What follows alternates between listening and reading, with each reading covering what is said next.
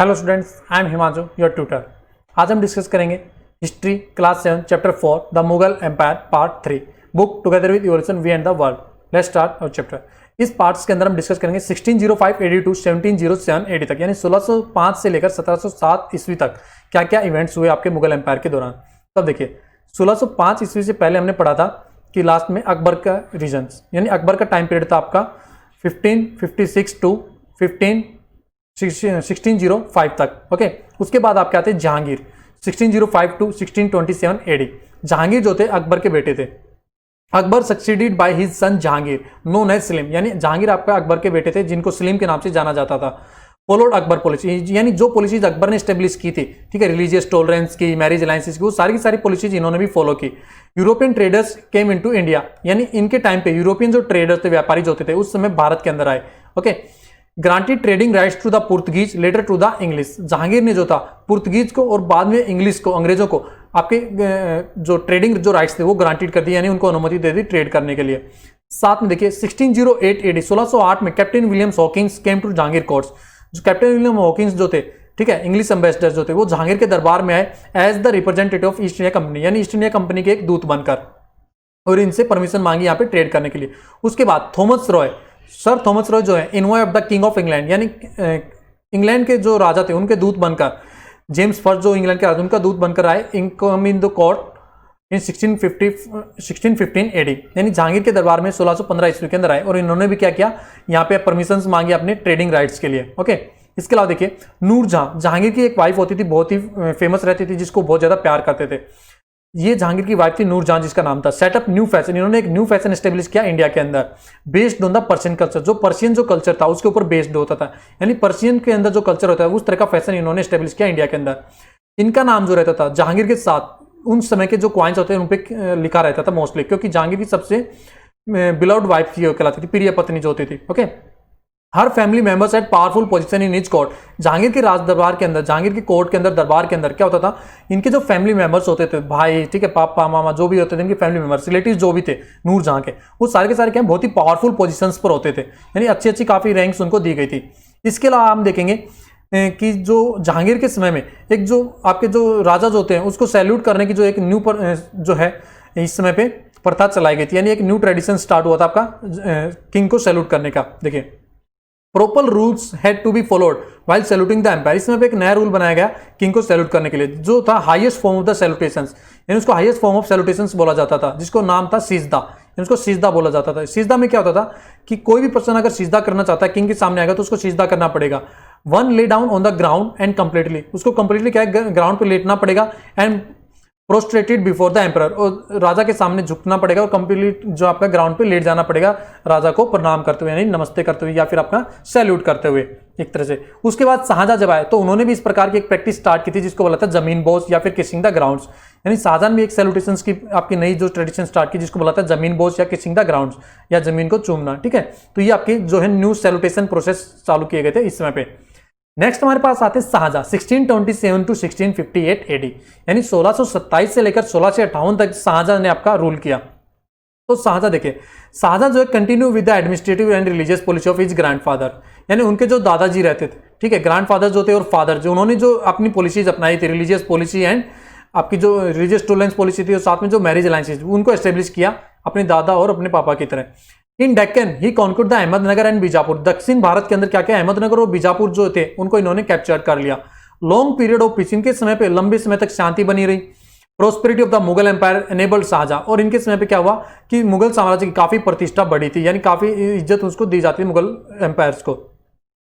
To produce excellent piece of architecture, इनके समय पे काफी सारे एक्सीलेंट पीस ऑफ आर्किटेक्चर्स बने आपके, ठीक है, ताजमहल्स वगैरह, रेड फोर्ट्स वगैरह, यानी ये काफी अच्छे अच्छे आर्किटेक्चर्स देखने को आपको मिलते हैं इनके टाइम के बने हुए।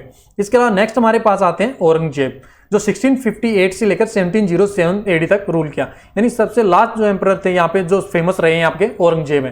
ठीक है, मुगल एम्परर के सबसे लास्ट नहीं है, लेकिन फेमस जो है वो एम्परर, क्योंकि इसके बाद से मुगल एम्परर बहुत ही वीक रहे हैं, जो इनका इतना नाम नहीं है, तो ये सबसे फेमस थे जो लास्ट थे।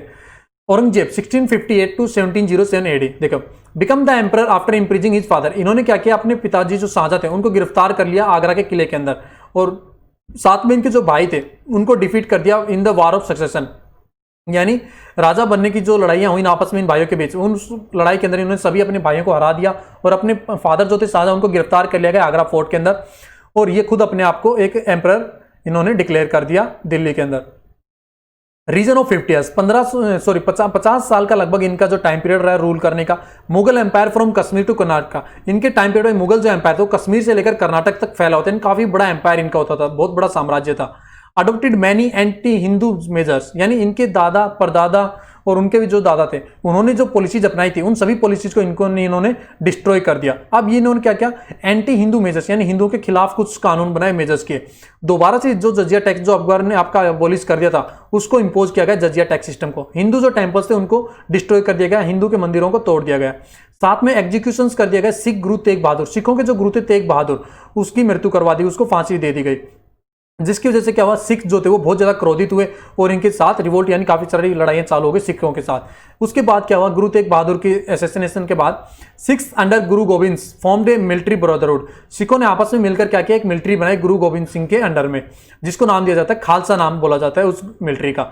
ओके, और कंटिन्यू किया अपना स्ट्रगल मुगल्स के साथ, लगातार अपनी लड़ाइयां लड़ते रहे मुगलों के साथ। रिवोल्ट्स बाई जट्स, इनके टाइम पे रिवोल्ट्स यानी सिखों का तो रिवोल्ट चल ही रहा, साथ में इस टाइम पे क्या हुआ, जट्स जो पीजेंट्स होते थे आपके आगरा और यूपी के आसपास के एरियाज के, इन्होंने भी रिवोल्ट कर दिया, यानी इन्होंने भी एक जंग का ऐलान कर दिया राजा के खिलाफ। साथ में जो राजपूत जो होते थे interfered the court affairs of Mewar and Rajput states, Aurangzeb की वजह से क्या हुआ कि इन्होंने जो मेवाड़ जो होते थे राजपूत स्टेट था उसके जो राजदरबार था उनके अफेयर्स के अंदर इंटरफेयर करना स्टार्ट किया, जिसकी वजह से राजपूत भी इनके खिलाफ हो गए, उन्होंने भी एक रिवोल्ट कर दिया इसके खिलाफ, औरंगजेब के खिलाफ। And Aurangzeb lost the support of loyal Rajput, यानी वो राजपूत जो इनके पिता परदादा जो दादा होते थे उनके समय से जो मुगलों का साथ दे रहे थे, अब उनका साथ इन्होंने कहीं ना कहीं खो दिया था औरंगजेब ने, जो कि बहुत ही लॉयल कौम रहती थी आपकी। ओके, इसके बाद देखिए under estimate the power of Maratha chief Shivaji, करें इन्होंने पावर जो थी मराठा जो शिवाजी थे चीफ, उनकी पावर को भी बहुत अंडर एस्टिमेट किया, कम आका उसको, और उसको गिरफ्तार करके बंदी बना लिया गया। इसकी वजह से क्या है, मराठा जो काफी अपमानित महसूस किया और उन्होंने भी मुगल जो थे उनके साथ गुरिल्ला वारफेयर टैक्टिक्स अपनाई और उनको लड़ाई में हरा दिया गया मुगलों को भी, ठीक है, गुरिल्ला वारफेयर टैक्टिक्स अपना के। Finally died in Deccan in 1707 AD, के लास्ट में क्या हुआ कि इनकी जो डेथ हो जाती है औरंगजेब की 1707 के अंदर डेक्कन के अंदर यानी साउथ इंडिया के अंदर, और अपने पीछे छोड़ जाते हैं क्या, left behind a political disturb empire, यानी एक ऐसा एम्पायर अपने पीछे छोड़ दिया जो पॉलिटिकली काफी डिस्टर्ब था, जिसके अंदर काफी सारी इंटरनल प्रॉब्लम्स चल रही थी। पॉलिटिकल डिस्टर्ब किस प्रकार से कह सकते हैं, देखिए सिखों के साथ इनकी लड़ाइयां चली रही थी, ठीक है, गुरु गोविंद सिंह के नेतृत्व में लड़ाइयां चल रही थी खालसा आर्मी वाले की। रिवोल्ट्स बाय जट्स, जट्स का रिवोल्ट चल रहा था, साथ में राजपूत रिवोल्ट चल रहा था। एक साइड में इन्होंने मराठाओं के साथ भी लड़ाइयां स्टार्ट कर दी, यानी मराठाओं के साथ भी इनकी लड़ाई चल रही थी, ठीक है। तो काफी सारी जगह पे इनकी लड़ाइयां चली थी और साथ में डेक्कन जो था, ठीक है, तो वहां पे भी इन्होंने लड़ाई स्टार्ट कर रखी थी, एक वार चल रहा था जिसकी वजह जहां पे इनकी लड़ाई जो है उस लड़ाई के दौरान इनकी डेथ हो गई। तो इतने सारे वार्स और प्रॉब्लम छोड़ते हुए ये अपने पीछे एक बहुत बड़ा एम्पायर छोड़ते जिसमें काफी सारे डिस्प्यूट चल रहे थे। अब इनकी डेथ के बाद क्या हुआ कि जितने भी जो रूलर्स बने वो बहुत ही वीक और इनएफिशिएंट और करप्ट रूलर्स थे, यानी इसके बाद 1707 के बाद जितने भी मुगल रूलर्स हुए सारे के सारे बहुत ही कमजोर थे, जो इतने बड़े राज्य को नहीं संभाल पाए। साथ में क्या हुआ, इन्वेजन ऑफ नादिर शाह और अहमद शाह अब्दाली, इसके टाइम पीरियड पे नादिर शाह और अहमद शाह अब्दाली का आक्रमण हुआ इंडिया के ऊपर। स्टेट स्टार्टेड ब्रेकिंग अवे, इनके जो छोटे छोटे राज्य थे वो अपने आप में क्या हुआ, ब्रेकिंग अवे, यानी सबने अपने आप को एक अलग किंगडम घोषित करना स्टार्ट किया, डिक्लेयर करने लगे सब अपने आप को। Mughal empire start disintegrating gradually, यानी धीरे धीरे मुगल एम्पायर जो था आपका टूटना स्टार्ट हो चुका था। और सबसे लास्ट, बिल्कुल लास्ट जो मुगल एम्पायर थे वो थे आपके Bahadur Shah Zafar, the last Mughal empire, जो 1857 तक अपने रहे थे, ठीक है। यानी 1857 के बाद कोई भी मुगल एम्पायर नहीं बना, उसके बाद से इंडिया के ऊपर आपका ईस्ट इंडिया कंपनी का रूल एस्टेब्लिश कर दिया गया था। तो लास्ट मुगल एम्पायर जो बोले जाते हैं उसके बाद कोई भी मुगल एम्पायर आपका नहीं बना फ्यूचर में, तो वो थे आपके बहादुर शाह जफर। तो ये था आपके मुगल एम्पायर के बारे में एंड मुगल रूलर्स के बारे में। इसी के साथ हमारा चैप्टर यहीं पे समाप्त होता है। Thank you, please like and subscribe our channel. Have a nice day.